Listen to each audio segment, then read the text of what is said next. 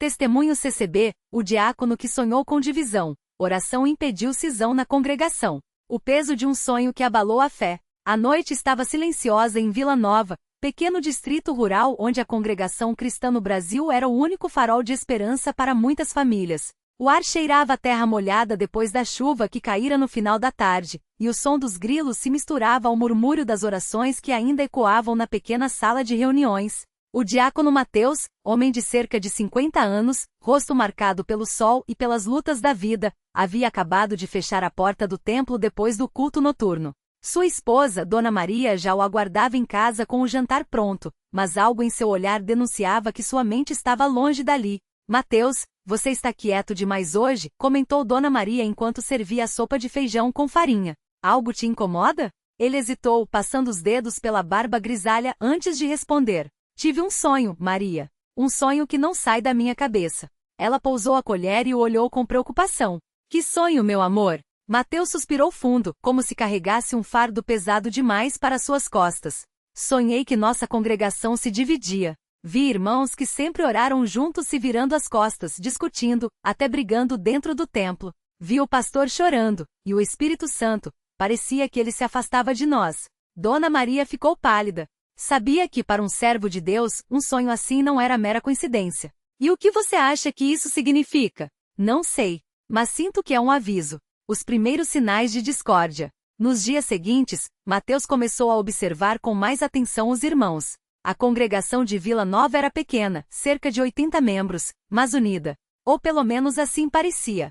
Porém, nos bastidores pequenas fofocas começaram a surgir. No culto de doutrina daquela quarta-feira, enquanto o presbítero João explicava sobre a humildade cristã, Mateus notou que o irmão Paulo, um dos jovens mais ativos da congregação, cochichava com o irmão Lucas no fundo da sala. Não eram palavras de edificação. Pelo contrário, seus rostos estavam tensos, e Paulo gesticulava com irritação. Depois do culto, Mateus se aproximou discretamente. Tudo bem, irmãos? Paulo forçou um sorriso. Tudo, diácono. Só um desentendimento bobo. Desentendimento sobre o quê? Lucas cruzou os braços. É que o Paulo acha que o coro deveria cantar mais hinos modernos, e eu discordo. Acho que devemos manter a tradição. Mateus sentiu um aperto no peito. Era apenas uma discussão sobre música ou o início de algo maior. Irmãos, a música é só um meio de louvar a Deus. O importante é que nosso coração esteja unido, tentou mediar. Paulo resmungou. Mas se a gente não moderniza, os jovens vão embora. E se a gente muda demais, perdemos a essência, retrucou Lucas. Mateus orou em silêncio. Senhor, não deixe que isso cresça. A reunião que quase virou um campo de batalha. Na reunião de diáconos e presbíteros daquela semana, a tensão estava palpável. O pastor Elias, homem de voz calma e olhar penetrante, abriu a palavra. Irmãos, temos que falar sobre algo sério. Ouvi relatos de discussões entre os jovens e também entre algumas irmãs sobre como devem ser os cultos. O presbítero Tiago, homem rígido e tradicional, bateu a mão na mesa. Isso é falta de respeito. Se o irmão não gosta do jeito que fazemos as coisas, que vá para outra igreja. O diácono Rafael, mais jovem e de mentalidade aberta, discordou. Mas irmão Tiago, nós não podemos ser tão fechados. Os tempos mudam, e a igreja precisa se adaptar para não perder os jovens. A sala se dividiu. Uns concordavam com Tiago, outros com Rafael. Mateus, que até então permanecerá em silêncio, sentiu o suor frio escorrendo pelas costas. Era exatamente como no sonho. De repente, o irmão Daniel, um dos mais velhos da congregação, levantou-se com dificuldade, apoiando-se em sua bengala. Chega, disse com voz trêmula, mas firme. Eu já vi isso antes. Em 1982, uma congregação em São Paulo se dividiu por causa de discussões bobas como essa. Alguns saíram, fundaram outra igreja e hoje nem existem mais. O diabo adora ver o povo de Deus brigando. Um silêncio pesado caiu sobre a sala. O pastor Elias então fez algo que surpreendeu a todos. Vamos orar. E ali, entre olhares desconfiados e corações feridos, eles se ajoelharam. A oração que mudou o rumo da história. Mateus não conseguia dormir naquela noite. O sonho voltará, ainda mais vivo. Desta vez ele via dois caminhos, um levando à divisão, outro à união. Mas no caminho da união, havia uma porta estreita e acima dela, uma inscrição: só passarão os que se humilharem. De manhã, ele foi até a casa do pastor Elias. Pastor, eu preciso contar algo. E lhe relatou o sonho, detalhe por detalhe. O pastor ouviu em silêncio, depois fechou os olhos e orou. Senhor, se esse sonho vem de ti, dá-nos sabedoria para evitar a ruína. Na reunião de oração daquela noite, o pastor Elias surpreendeu a todos. Irmãos, hoje não vamos falar de música, nem de tradição, nem de modernidade. Vamos falar de perdão.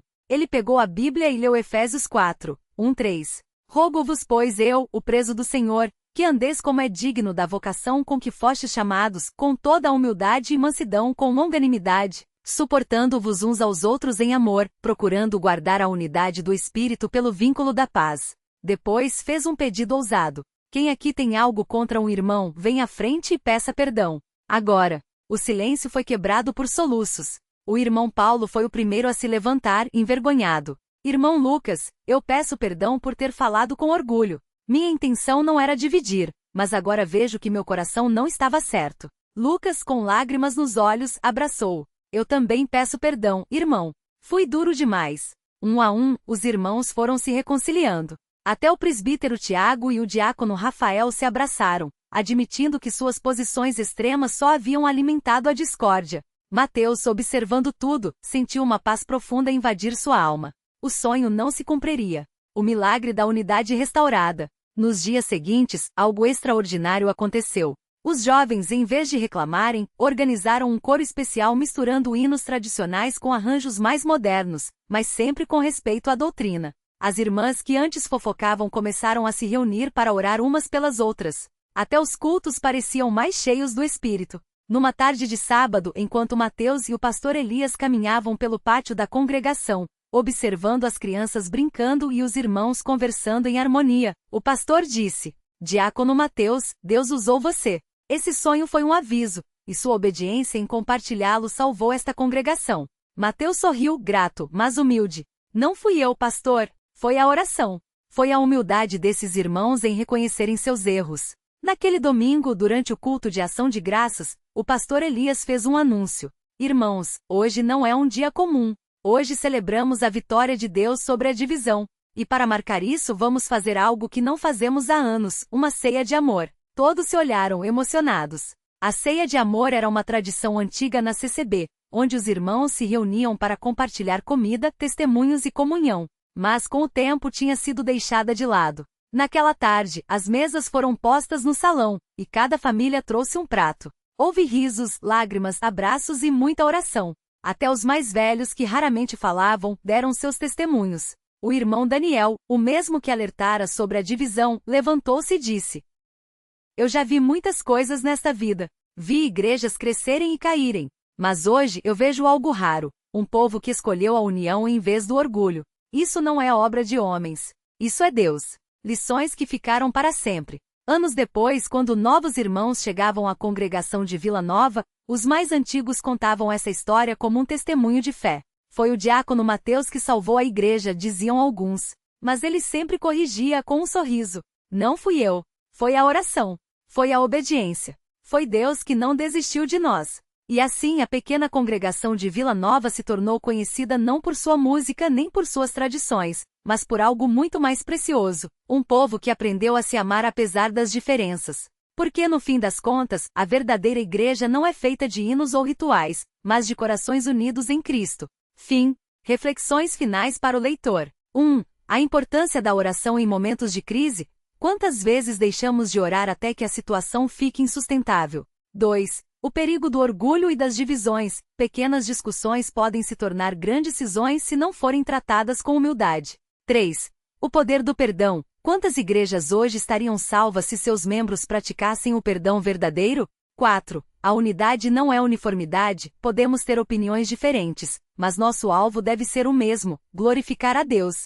5. Deus fala através de sonhos? Na Bíblia, Deus usou sonhos para divertir e guiar seu povo. Gênesis 20h03, Mateus 1h20. Será que ele ainda faz isso hoje? Que este testemunho sirva de alerta e encorajamento para todas as congregações que enfrentam desafios. A vitória não está em quem tem razão, mas em quem se humilha e ora. Gostou deste testemunho? Compartilhe com irmãos que precisam ouvir esta mensagem. Que Deus abençoe sua vida e sua congregação com unidade e paz. Amém. Testemunho CCB, o diácono que sonhou com divisão, a oração que impediu a cisão na congregação.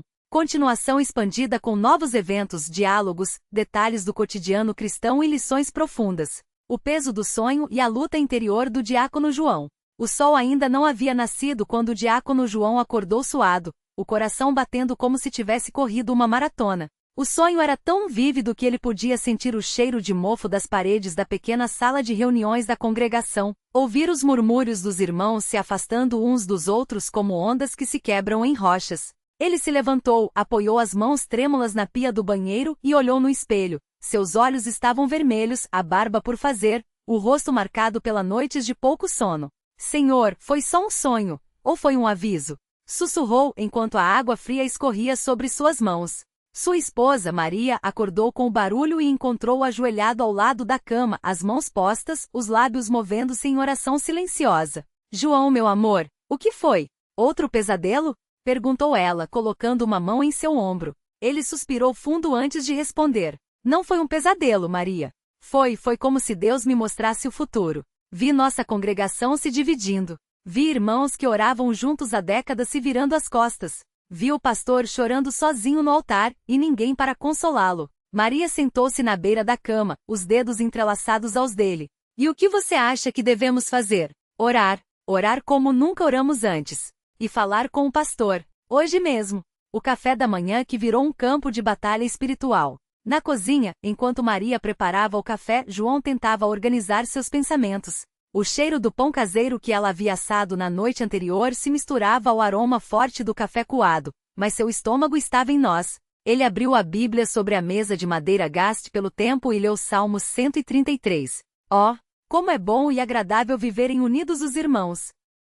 João, você acha que isso é só coincidência? Maria perguntou, servindo-lhe uma xícara fumegante. Primeiro aquele desentendimento na reunião de diáconos, depois as fofocas sobre a irmã Clara, e agora esse sonho. Ele balançou a cabeça. Não acho não. Satanás está atacando a unidade da igreja. E se nós não fizermos nada, ele vai vencer. Nesse momento o telefone tocou. Era o irmão Paulo, um dos presbíteros. João, você ouviu o que aconteceu ontem à noite? A voz do outro lado da linha estava tensa. O irmão Mário disse que não vai mais participar das campanhas de evangelismo porque acha que o pastor está favorecendo o grupo de jovens. E a irmã Ana está espalhando que a irmã Clara não é digna de ser professora da escola bíblica porque, bem, você sabe das coisas que falam dela. João fechou os olhos. Paulo, nós precisamos nos reunir. Hoje, antes que isso piore. A reunião secreta no porão da igreja. Às 10 da manhã, enquanto a congregação se preparava para o culto dominical, João, Paulo e outros 3 diáconos se encontraram no porão da igreja, um espaço úmido e pouco usado, onde guardavam cadeiras velhas e caixas de materiais de construção. A luz fraca de uma lâmpada pendurada no teto lançava sombras alongadas nas paredes descascadas. Irmãos, não podemos deixar isso chegar aos ouvidos do pastor ainda, disse João, olhando para cada um deles. Se ele souber agora, vai ficar abalado e o culto vai ser afetado. Precisamos orar primeiro. O irmão Tiago, um homem de poucas palavras, mas de fé inabalável, abriu sua Bíblia e leu. Se o meu povo, que se chama pelo meu nome, se humilhar e orar, buscar a minha face e se afastar dos seus maus caminhos, dos céus o ouvirei. Perdoarei o seu pecado e curarei a sua terra. 2 Crônicas 7:14. Eles se ajoelharam no chão frio, as mãos dadas, e começaram a clamar. Não eram orações bonitas, cheias de palavras rebuscadas. Eram súplicas quebrantadas, com lágrimas escorrendo. Pai, não deixes o inimigo destruir o que o Senhor construiu. Senhor, mostra-nos como agir. Dá-nos sabedoria. Perdoa-nos, Deus, por nossa soberba, por nossas murmurações. De repente, o irmão Paulo começou a chorar alto. Eu também tenho culpa nisso. Eu ouvi as fofocas e não repreendi. Eu deixei o orgulho entrar no meu coração quando o pastor não me consultou sobre a compra do terreno. Os outros o abraçaram. Não havia julgamento ali. Só arrependimento. O culto que quase não aconteceu. Enquanto isso, no templo, o pastor Daniel se preparava para pregar. Mas algo estava diferente. Ele sentia um peso no peito. Uma inquietação que não conseguia explicar. Ao olhar para a congregação, notou grupos separados, os jovens de um lado, os mais velhos de outro, as irmãs da escola bíblica sentadas juntas, mas sem trocar olhares com as outras. O que está acontecendo aqui? Pensou, enquanto abria sua Bíblia para ler o texto do dia, João 17, a oração de Jesus pela unidade. Mas antes que ele pudesse começar, a irmã Clara se levantou. Era uma mulher de cerca de 60 anos, sempre sorridente, mas naquele dia seus olhos estavam inchados de chorar. Pastor, eu não aguento mais, sua voz tremia. As pessoas estão falando que eu não sou digna de ensinar as crianças porque meu filho, que já se afastou da igreja, vive de um jeito que não agrada a Deus. Mas eu amo meu filho. E amo esta igreja. Não quero ser motivo de divisão. Um silêncio pesado caiu sobre o templo. Alguns baixaram a cabeça, envergonhados. Outros cruzaram os braços como se dissessem, ela tinha que falar mesmo. Foi então que o diácono João se levantou. Ele não tinha planejado fazer isso, mas sentiu que não podia ficar calado. Irmãos, eu também tenho algo a dizer. Todos os olhares se voltaram para ele. A confissão que quebrou as correntes. João subiu ao púlpito, não como quem vai dar um sermão, mas como um homem quebrantado. Ontem à noite, Deus me mostrou em um sonho o que pode acontecer com esta igreja se não nos arrependermos. Vi divisão. Vi irmãos se odiando. Vi o pastor sozinho, chorando por uma congregação que se destruiu por orgulho e fofoca. Alguém no fundo do templo soluçou. Outro murmurava, glória a Deus. Eu também tenho culpa, continuou João. Eu ouvi as murmurações e não as repreendi. Eu deixei o inimigo semear discórdia em meu coração. Mas hoje, eu peço perdão. E peço que cada um de nós examine seu coração. O irmão Mário, que havia ameaçado deixar as campanhas de evangelismo, se levantou. Pastor, irmãos, eu também preciso pedir perdão. Eu fiquei magoado porque achei que o Senhor não me valorizava. Mas agora vejo que meu orgulho estava cegando o meu coração. Uma a uma, pessoas começaram a se levantar. Umas chorando, outras com a voz embargada. Eu também, irmãos. Eu espalhei fofoca sem pensar. Eu julguei a irmã Clara sem conhecer sua dor. O pastor Daniel, com lágrimas nos olhos, abriu os braços. Vamos orar. Juntos. E ali no meio do culto, eles se ajoelharam. Não como grupos separados, mas como um só corpo. Homens, mulheres, jovens, idosos, todos clamando por perdão e unidade. O milagre da reconciliação. Na semana seguinte, algo extraordinário aconteceu. O irmão Mário, que havia se afastado, foi o primeiro a chegar na campanha de evangelismo e abraçou o pastor, dizendo: vamos trabalhar juntos, pastor. Não quero mais ser pedra de tropeço. A irmã Ana, que havia espalhado fofoca sobre a irmã Clara, foi até sua casa com um bolo caseiro e pediu perdão. Clara a recebeu com lágrimas nos olhos. Já perdoei você antes mesmo de você chegar. Os jovens que antes reclamavam que a igreja era muito tradicional, organizaram um culto de oração só para interceder pelos mais velhos. E os idosos, em retorno, começaram a apoiar os eventos da mocidade. Até as crianças da escola bíblica notaram a diferença. Tia Clara, por que todo mundo está tão feliz ultimamente? Perguntou o pequeno Davi, de 7 anos. Ela sorriu, acariciando seu cabelo. Porque Jesus respondeu nossas orações, meu filho. Ele curou nosso coração. O sonho que se tornou um alerta para a igreja. Anos depois, o diácono João ainda contava esse testemunho para as novas gerações da CCB. Deus não me deu aquele sonho para me assustar, mas para me despertar, dizia ele com a Bíblia aberta no colo. Se tivéssemos ignorado hoje não estaríamos aqui. Mas porque oramos, porque nos humilhamos, Deus nos deu uma segunda chance. E sempre terminava com um desafio. E você, irmão? O que está fazendo para preservar a unidade da sua igreja? Está orando pelos seus líderes? Está perdoando quem te ofendeu? Ou está deixando o inimigo usar você como instrumento de divisão? Porque no fim das contas, a história do diácono João não era só sobre um sonho. Era sobre escolhas. E a escolha entre unidade e divisão é feita todos os dias, nas palavras que falamos, nas orações que deixamos de fazer e no amor que decidimos ou não demonstrar. Novos desdobramentos, a provação que veio depois. Mas a batalha não havia terminado. 3 meses após a reconciliação, um novo desafio surgiu. A igreja precisava decidir se iria apoiar financeiramente uma família de refugiados que havia chegado à cidade. Alguns achavam que era um gesto de amor, outros argumentavam que os recursos deveriam ser usados para os membros da congregação. Por que ajudar estranhos se nossos próprios irmãos estão passando necessidades? Questionou o irmão Roberto, um homem influente na igreja. Porque Jesus nos chamou para amar o próximo, independente de quem seja, respondeu a irmã Lúcia, uma das professoras da escola bíblica. A discussão esquentou. Novamente murmurações começaram a circular. Novamente o inimigo tentou semear discórdia. Mas desta vez a congregação estava preparada. O pastor Daniel convocou uma reunião de oração antes da assembleia para tomar a decisão. E ali, eles lembraram da lição aprendida meses antes. Se não orarmos primeiro, vamos decidir pela carne, não pelo espírito, disse o diácono João. E assim, depois de 1 hora de súplicas, a decisão foi unânime. A igreja ajudaria a família refugiada e criaria um fundo para auxiliar os membros necessitados. Deus não nos chama a escolher entre um ou outro, disse o pastor. Ele nos chama a confiar nele para fazermos ambas as coisas. Lições que ficaram para sempre.